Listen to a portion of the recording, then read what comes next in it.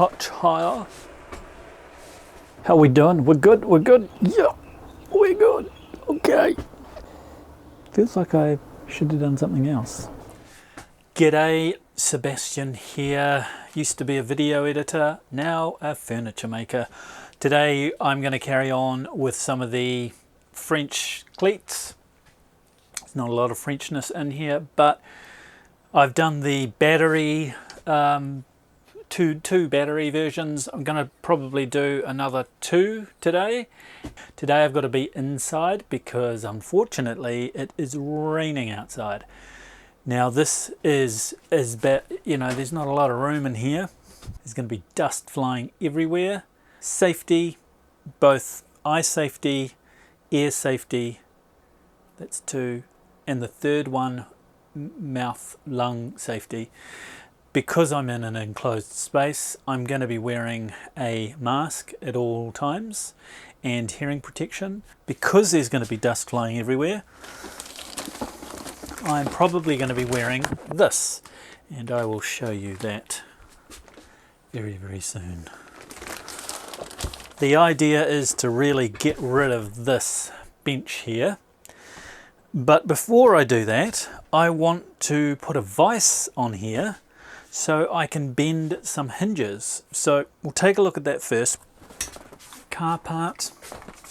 So this, not sponsored by the way, I have sitting there, and this guy, I don't know who he is, but it's just staring at me all the time. I kind of want to put that side so I can see that side. I'll be honest though, it isn't much better. Oh gosh. Oh, wow. How heavy is this? Well, it says 10 to 16 kilos. I think it's actually, it felt heavier than that. Okay, there we go. Wow, that feels pretty solid. I might need to give it some grease. But you know what? I ain't got any. Surface finish is amazing, but wow, these are sharp. Well, there we go. Affixing somewhere. I keep saying affixing. Now, since this is only going to be temporary, I'm going to put some bolts through here. All of this for just one little thing, and I'll show you what I'm trying to do. You might think that this is not possible, and I actually don't even know whether it is going to be possible. So this here is what is known as a parliament hinge, and it's actually quite a big hinge, as you can see. This is going to go in the door. Let's see what happens when we open the door. Well, sunny now. And what I really need to do is bend it. I need to bend it here. The door is leaning, you know, away from the hinge. So I need to reinforce all of those hinges. It's got to be bent along this. So this part can go in there. It's going to be bent in here. And I've just realised that this might actually be problematic.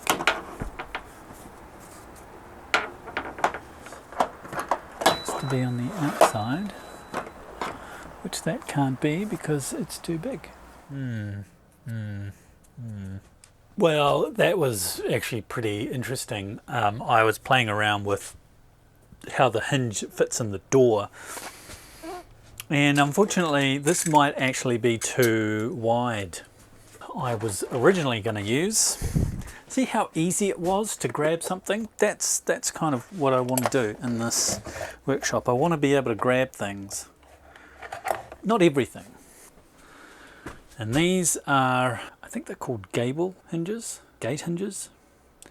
These I thought would be perfect because of the sheer length of them. Problem is that it's only got this much meat. That would be the only 2 holes on the side of the door. So then I'd have to make probably about 4, maybe 5 of these hinges because the door is so heavy. The door is not solid wood. Stub material in there, 1x2, I think you call it. So it's got 90 by 45 or 75. 75 by 45, 45 by 75, whatever you want to call it. I actually don't know. These hinges cost quite a lot of money. If I don't get right, I will basically throw that money away. So I kind of do want to make sure I get it right.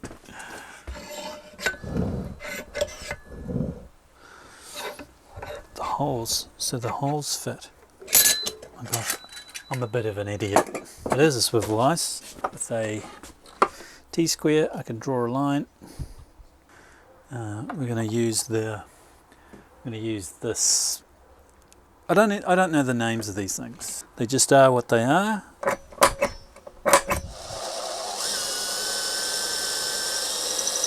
I'm guessing these holes need to be fairly straight. In fact, let's give this a go. So all three are now done. Put these bolts in there. I need the bend to go no further than that line. Now that I'm looking at it, maybe I can do it like that. Nah. No. So I'm going to have to figure out a way of doing it this way, which may be just a bunch of punishing blows from a hammer.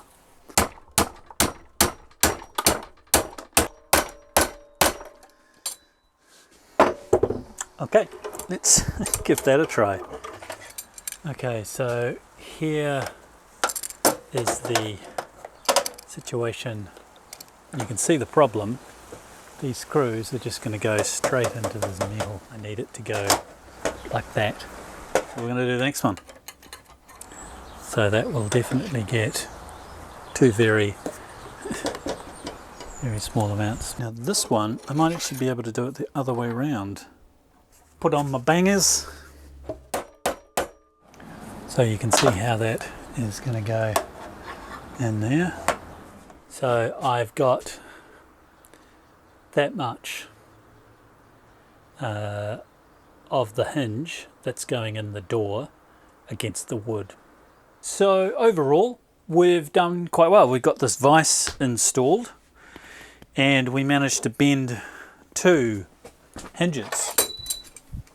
And it's a shame that this Parliament hinge is just not long enough to fit around into the wood, whereas this one is long enough, it's just not wide enough, and I can't put a big bolt through it because there's just not enough room there. Yeah, I could give it a try, but I might be able to keep going with this using 5 of these, maybe 6 per door. So we're now going to go to part 2, where we carry on with the French cleats. Just waiting for something to finish on the computer. Computer.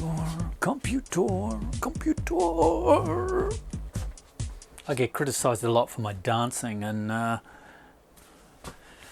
you're going to see some moves. That'll be a bit annoying. We've got maybe another 1 or 2, maybe 3 here, and there's a big gap down the end where this will go.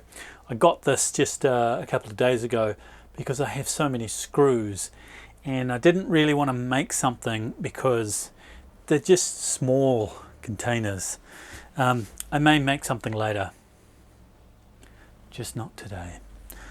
So we're going to cut some wood here. These are N95s. These can do an okay job outside, and not too sure about paint fumes, but you could probably get away with using this for some things. It doesn't necessarily have a great seal, but you probably don't want to be cutting anything toxic whilst using one of these. We've got one of these. This is obviously one that goes over your mouth like that, and it sticks up. Clip it on there, and this one you clip there. Oh, you've got to wrap this part around as well, but it's got like a quick exit. I really like that. That's pretty cool. This is warm. It's very hot to wear. Inside here it's 26 degrees, so that is actually getting a little bit warm. So if I put this on and then I put goggles on, my glasses will fog up. So what do I use instead? Well, I use one of these. It's an Air Pro Shield. This is not a cheap thing. There's a little band in here and it's got a little tightening knob here. It makes it bigger and smaller. Get it nice and tight. I've actually got it as tight as I can. I've got to get the brow part right down to the top of my face. It's positive air pressure. So I'll turn this on. And what's happening now is it's just forcing air over my face. So I can actually be quite cool in this and I don't get too hot. But as you can see, it's just moving and I can't stop it from moving. I really need it to lock in place. So if you're down like this, it's fine because it's not going to go up. But the moment you go up, if I had it up here so I can see, and then I rolled this back down, it only goes to there. It's just, I don't know. It's not what I thought it was. I thought it was going to be so much better. But anyway, we are going to cut this wood. We're dealing with wood that has been dipped in chemicals to stop it from rotting. Treatment only goes a certain amount into the wood. After I've planed it down and sanded it down, it's kind of okay to touch. And I'm not looking at it and eating stuff off it, because if I was, it's terrible. Don't ever use treated lumber for anything to do with food. Don't bring it anywhere near close, including if you're going to use it for pot plants or making a planter box. Line it with polyethylene, black polythene, or a plastic inner lining.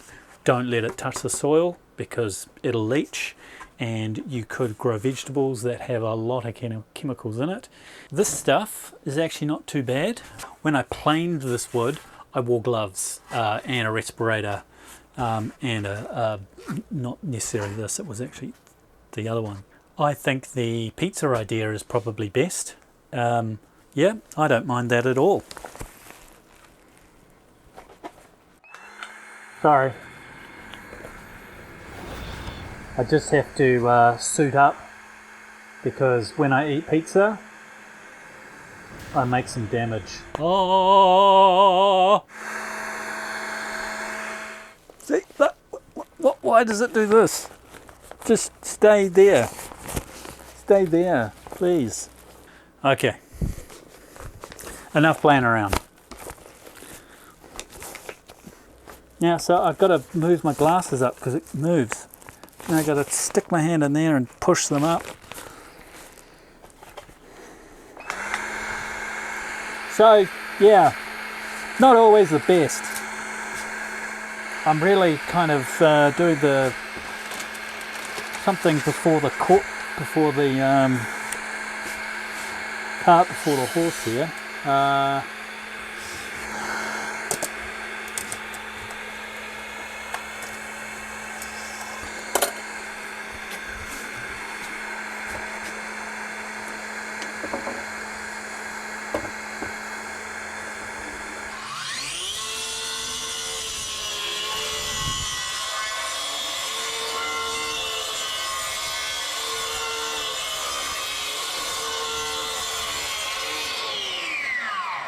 So the one on the bottom there, I cut, but it's not straight. So I got a bit of a...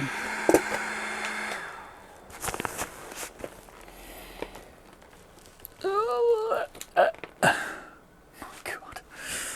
So I just cut that piece of wood and it's not straight. And I noticed that when I was pulling the saw down. I've just put a square on this piece of wood and you can see there's a gap So that means that's not straight for some reason.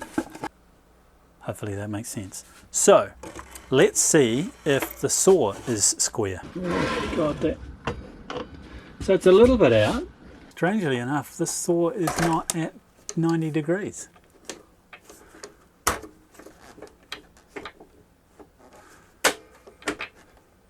That looks pretty square, and I would have to say that's as square as I am going to get it.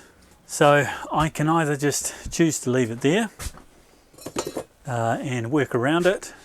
It doesn't have to be dead on. God, I look stupid with this on. I do actually get a bit of a sore neck using this. Glasses back in, push them, push, tighten, push, align.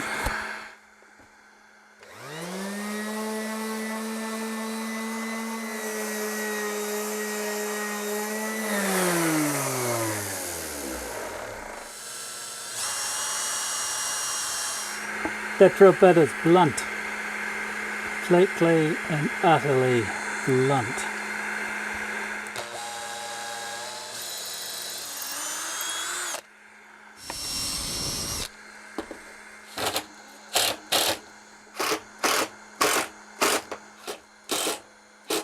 Now that one's nearly done, and I've just got to put the angle braces on. Anyway, this has got to come off. We're going to have to stop there. I haven't really done an amazing amount today. I got one made, but not quite finished. Well, okay, I didn't quite finish this week, but join me next week when I finish it and I kind of get into this. But, found these ones. Well, there you go. We have completed 2. You actually can't see it. We're recording. We're recording. Oh, just had lunch. Yeah, well, anyway, have a wonderful week. Don't forget to like this video and subscribe to this channel, because I like having numbers go up in my life. And I said numbers, but I missed it.